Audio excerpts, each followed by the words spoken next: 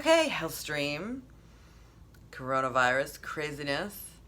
So I wanted to do a video on the medical medium's advice about what you should do to prevent and treat viruses.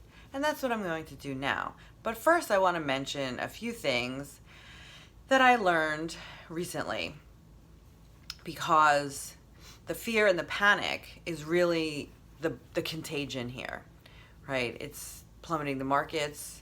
It's causing restaurants and bars and gyms to close. People are losing their jobs, or at least not getting paid. It's really had a negative impact on a lot of people's lives, aside from the people who are getting sick and the doctors and nurses who are taking care of them. So the first thing that I wanted to mention, and please tell everyone, is that there are some treatments that they're testing in other countries, South Korea, China. And one of them is called chloroquine. I think that's how you say it. Chloroquine. CHLOROQUINE.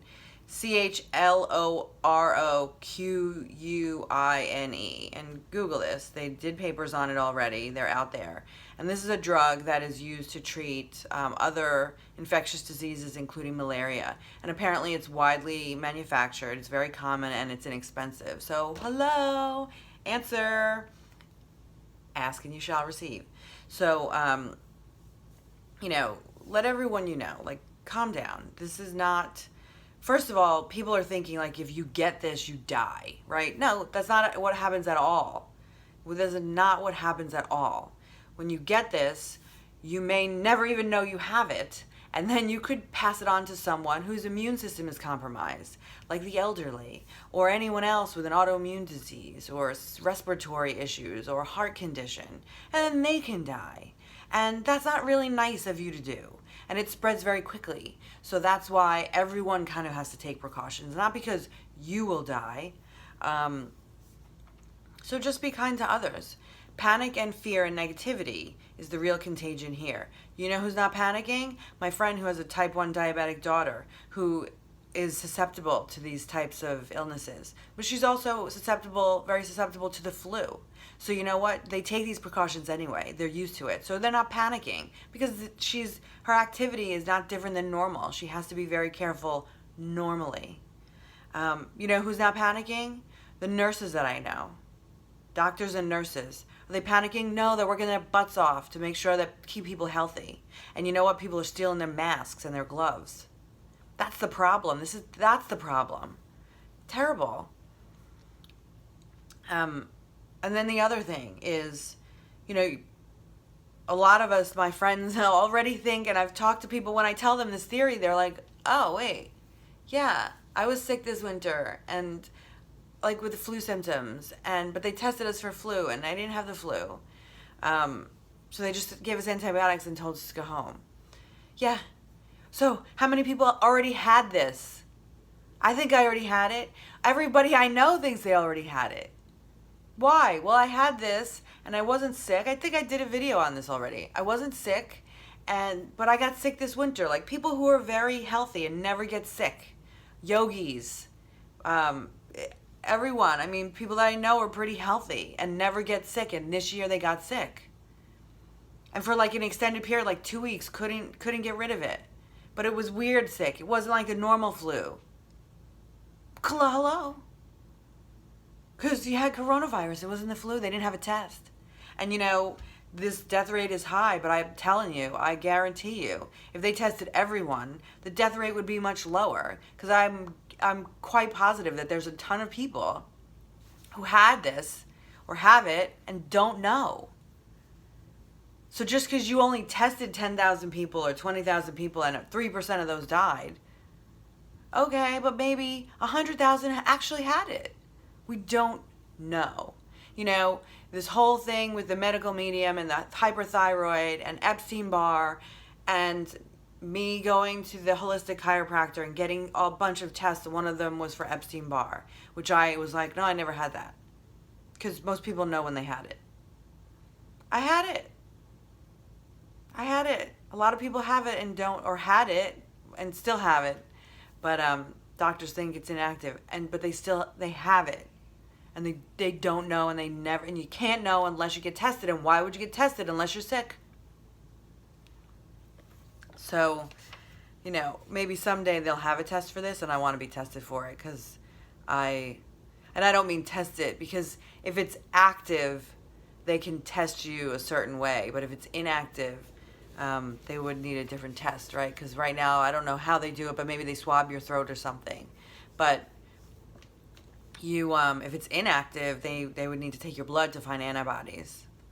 And I would like to take that someday, because I really want to know, because I'm curious, because, like I said, everyone I know thinks they already had it, which is a shame, because that means that we walked around and gave it to other people.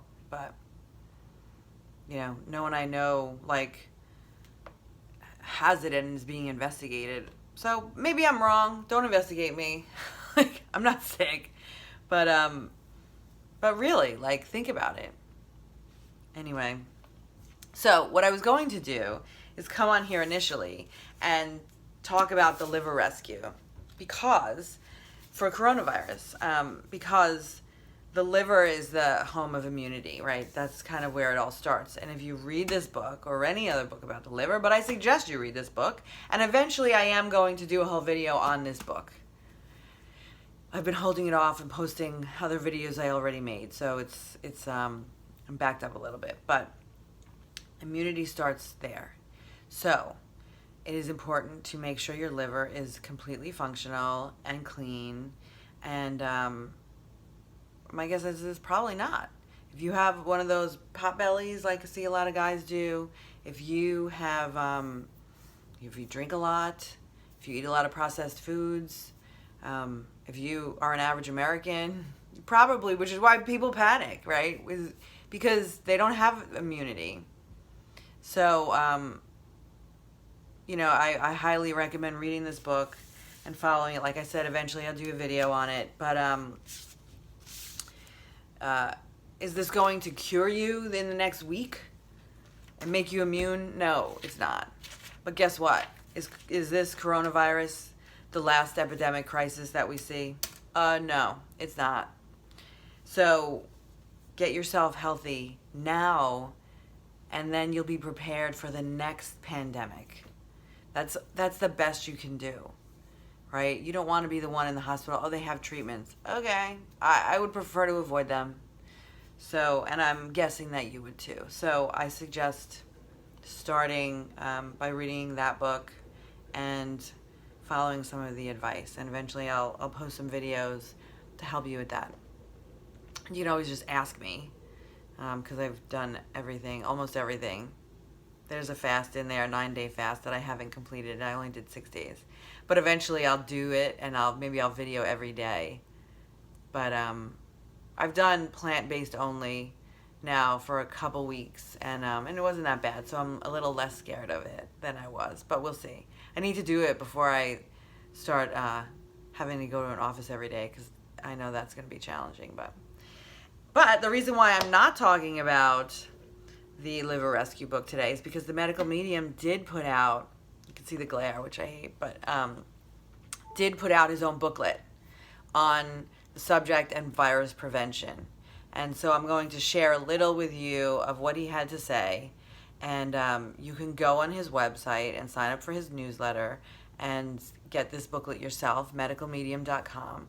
But I'll just give you an overview of some of his thoughts. So, foods to remove. Now, is he talking about COVID specifically? No, but he's talking about viruses in general. So, the number one food to remove is eggs. Virus's favorite food is eggs. I love eggs. A lot of people love eggs. But I stopped eating eggs because why? I'm not trying to feed some virus in my body. I can't blame them for liking eggs, but, you'll get over it.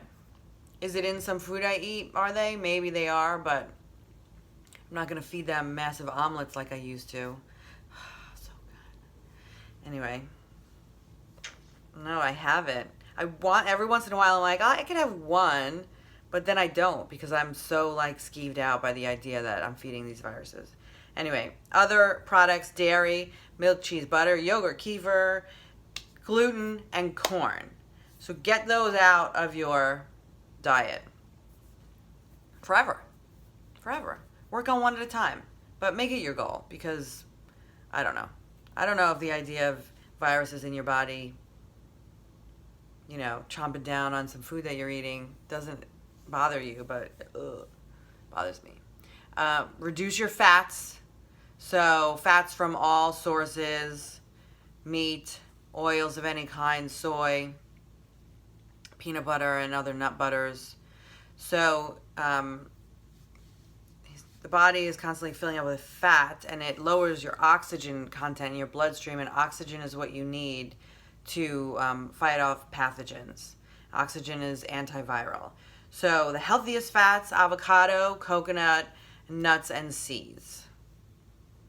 So also antiviral supplements. He goes down a list and he suggests actual brands that he has investigated and supported as quality. Because a lot of the argument about supplements that people have is, well, it's just rocks, or you can't know if they're real, or they're all fake. Well, they're not all fake. The ones that aren't fake are probably a little bit expensive. But you know what? I'm worth it. Are you worth it? I think so, but you have to think so. So, not my business. But I will share with you some of the supplements that he recommends. Liquid zinc sulfate. Go on his website to find the brands. B12 with adenosylcobalamin. Botch that up. Sorry. Go on his website. Methylcobalamin. I think that's right. Lemon balm. That's easy. Boom. These all seem to be tinctures so far. Cat's claw. Another tincture. L-lysine. That looks like a pill. Vitamin C. Boom. Get your vitamin C. Spirulina. Spirulina is, I think it's an algae. And I think Hawaiian spirulina is the one that I've heard is highly recommended. It's really dark green. It gets everywhere. Throw that in a shake. Antiseptic, antiviral agent. Natural iodine content is good for the immune system. Mullein leaf. Mullein leaf. That looks like a tincture. Golden seal tincture.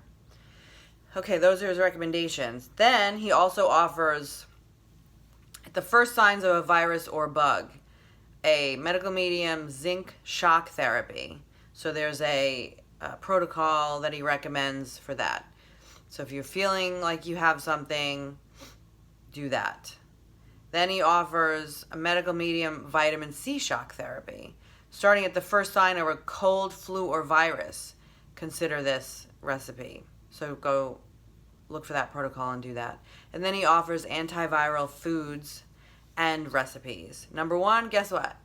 Guess what? Ding, ding, ding, celery juice. Boom, drink it every day. Second, cucumber juice, also very good. I don't drink that every day. I do substitute that with aloe vera juice because that is similar and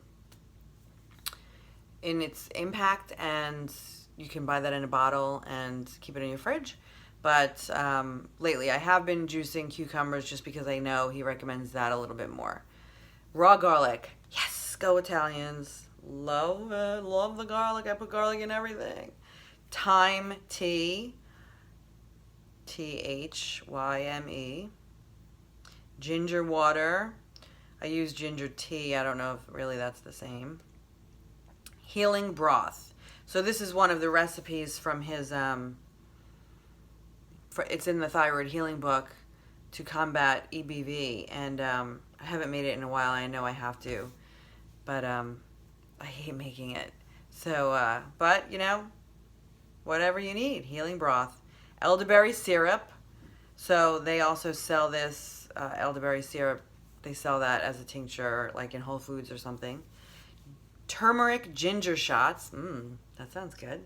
So right now, actually, my acupuncturist also told me to start taking turmeric, and I was juicing it, but a lot of juice doesn't come out. It looks like ginger, but it's orange, and my fingers were turning yellow, my nails were turning yellow. So she said, well, get the tincture, but the tincture stains everything. So when you use that, put that over a towel, put it in your drink and then take it out and make sure everything's clean, because it is crazy. But turmeric ginger shots, so that's good. I also bought some ginger to put in my juice, so I've been doing that recently. But what happens, and you'll read that in the liver rescue, is when you get good stuff, your body does store it up. So it's not like, I mean, you should eat good things every day, but it's not like you have to, okay, I need to eat ginger every day. I need to eat turmeric every day. Your body will absorb it, use the nutrients that it needs, and replenish the stores. So, get some in there. Just make sure you're getting a diversity of good, nutritious foods all the time. Antiviral practices. Wash your hands. Don't touch your face. Avoid shaking hands. Use sanitizer. Use handy wipes or gloves. Wear gloves to pump gas. That's one thing you have. Oh, well, you know why? Because I'm in Jersey. We don't pump gas here. Wash your hands well after cash or credit cards. Wipe down your grocery cart. Wipe down public door handles. Wherever possible, avoid contact with public doors. Avoid raw or undercooked food at restaurants, because it needs to be hot enough to kill the virus. Unless it's something like a banana or orange that you can peel. Ask for no ice in drinks, because that's usually open air and you never know what that's exposed to, right? They keep that in a bin with it a lot of times open, and then people put their hands in there. I didn't think about that. I think I got sick from ice in Mexico once, so that's a good advice. When you have a package delivered, leave it outside for a day or two, maybe, if you can. Don't wear the same clothes all day long. If you went outside, wash them.